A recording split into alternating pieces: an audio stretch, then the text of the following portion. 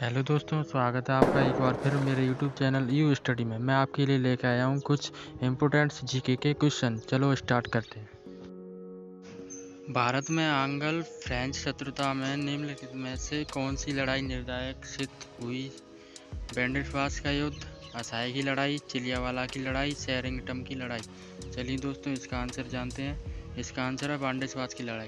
दोस्तों मैं बता दूं, बैंडेजबास की लड़ाई 1760 ईस्वी में हुई थी और यह अंग्रेजी सेना और फ्रांसीसी सेना के बीच हुई थी। यह युद्ध अंग्रेजी सेना ने जीता था, फ्रांसीसी सेना इसमें पराजित हुई थी। दोस्तों आज का दूसरा क्वेश्चन, करो या मरो का प्रसिद्ध नारा किसने दिया था? Option A Mahatma Gandhi, option B Vallabh Bhai Patel, option C Jawaharlal Nehru, option D Rajiv Gandhi. दोस्तों करो या मरो का प्रसिद्ध नारा महात्मा गांधी ने 1942 में भारत छोड़ो आंदोलन के तहत दिया था।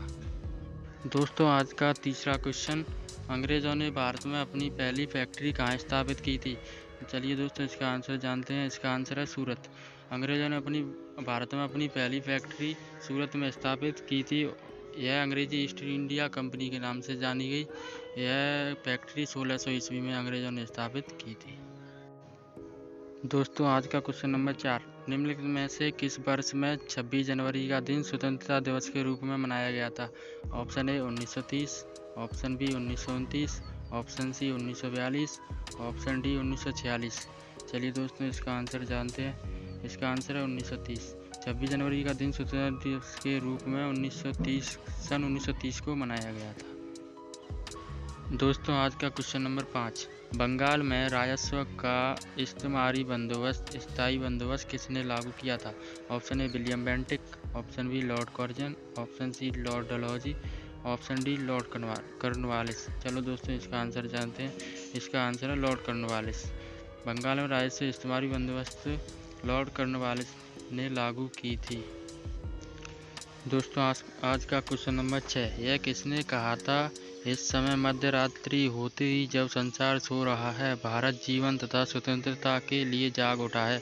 Option A Netaji Subhash Chandra Bose, option B Mahatma Gandhi, option C Jawaharlal Nehru, option D C Rajagopalachari. चलिए दोस्तों इसका आंसर जानते हैं। इसका आंसर है Jawaharlal Nehru.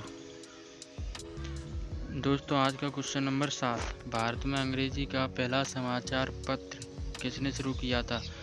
Option A Bal Gangadhar Tilak, option B Raja Ram Mohan Roy, option C J case, option D lord William Bentinck. चलिए दोस्तों इसका आंसर जानते हैं। इसका आंसर है जे केस। भारत में अंग्रेजी का पहला समाचार पत्र जे केस ने किया था।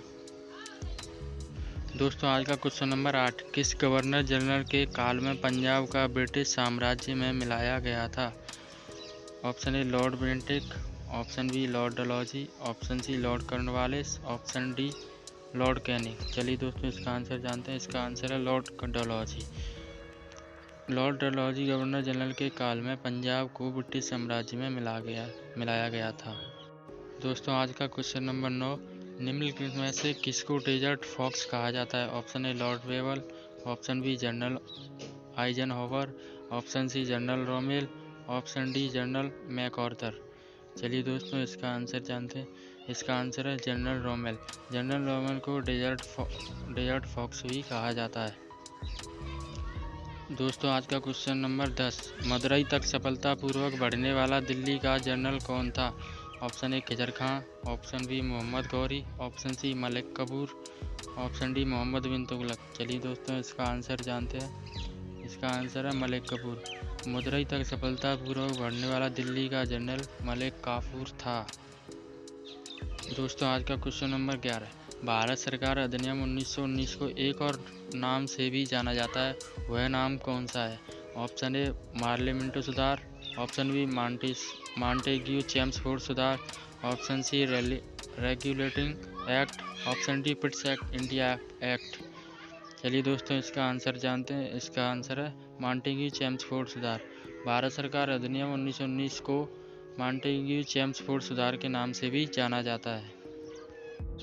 दोस्तों आज का क्वेश्चन नंबर 11, भारत सरकार अधिनियम 1919 को एक और नाम से भी जाना जाता है, वह नाम कौन सा है? ऑप्शन ए पार्लियामेंट सुधार, ऑप्शन बी मॉन्टेग्यू चेम्सफोर्ड सुधार, option C regulating act, option D Pitt's act India act. चलिए दोस्तों इसका आंसर जानते हैं। इसका आंसर है मॉन्टेग्यू चेम्सफोर्ड सुधार। भारत सरकार अधिनियम 1919 को मॉन्टेग्यू चेम्सफोर्ड सुधार के नाम से भी जाना जाता है। दोस्तों आज का क्वेश्चन नंबर 12, भारतीय राष्ट्रीय कांग्रेस का जनक किसे कहा जाता है? Option A Mahatma Gandhi, option B A O. Hume, option C Lokmanya Tilak, option D Surendranath Banerjee. चलिए दोस्तों इसका आंसर जानते हैं। इसका आंसर है ए.ओ. ह्यूम। भारतीय राष्ट्रीय कांग्रेस का जन्म ए.ओ. ह्यूम को जाना जाता है और भारतीय राष्ट्रीय कांग्रेस की स्थापना 1885 में हुई थी। दोस्तों आज का क्वेश्चन नंबर 13, सन 1916 में कलकत्ता में होम रूल की स्थापना किसने की थी? Bipin Chandra Pal, Arvind Ghosh, Lokmanya Tilak, Annie Besant. चलिए दोस्तों इसका आंसर जानते हैं। इसका आंसर है एनी बेसेंट। 1916 में कलकत्ता में होम रूल की स्थापना एनी बेसेंट ने की थी। चलिए दोस्तों आज का क्वेश्चन नंबर 14, सबने अवज्ञा और करों का भुगतान न करने के लिए महात्मा गांधी को प्रेरणा किससे मिली थी? Henry David Thoreau, Leo Tolstoy, John Ruskin, Gopal Krishna Gokhale. चलिए दोस्तों इसका आंसर जान लेते हैं। इसका आंसर है हेनरी डेविड थॉरेउ। सबने अवज्ञा और करों का भुगतान न करने के लिए महात्मा गांधी को प्रेरणा हेनरी डेविड थॉरेउ से मिली थी। चलिए दोस्तों आज का क्वेश्चन नंबर 16, महात्मा गांधी जी से दक्षिण अफ्रीका में मिलने के लिए निम्न में से कौन गया था? बाल गंगाधर तिलक, वल्लभ भाई पटेल, गोपाल कृष्ण गोखले या जवाहरलाल नेहरू। चलिए दोस्तों इसका आंसर जानते हैं। इसका आंसर है गोपाल कृष्ण गोखले। महात्मा गांधी से दक्षिण अफ्रीका में मिलने के लिए गोपाल कृष्ण गोखले गए थे और महात्मा गांधी दक्षिण अफ्रीका के लिए 1915 में गए थे और 1917 में भारत वापस आ गए थे। चलिए दोस्तों आज का आखिरी और 16वां क्वेश्चन, भारत की संविधान सभा का संवैधानिक सलाहकार कौन था? Option A doctor Rajendra Prasad, option B doctor B R. Ambedkar, option C sir V N. Rao, option D Shri K M Munshi. चलिए दोस्तों इसका आंसर जानते हैं। इसका आंसर है सर वी.एन. राव। भारतीय संविधान सभा का संवैधानिक सलाहकार सर वी.एन. राव को माना जाता है। हेलो फ्रेंड्स, आई होप आपको ये वीडियो अच्छी लगी हुई। मेरे वीडियो को लाइक करें, शेयर करें और कमेंट में बताएं आपको ये वीडियो कैसी लगी और मेरे चैनल को सब्सक्राइब करें तथा आने वाली वीडियो की अपडेट्स के लिए बेल आइकन प्रेस करें। थैंक यू, धन्यवाद।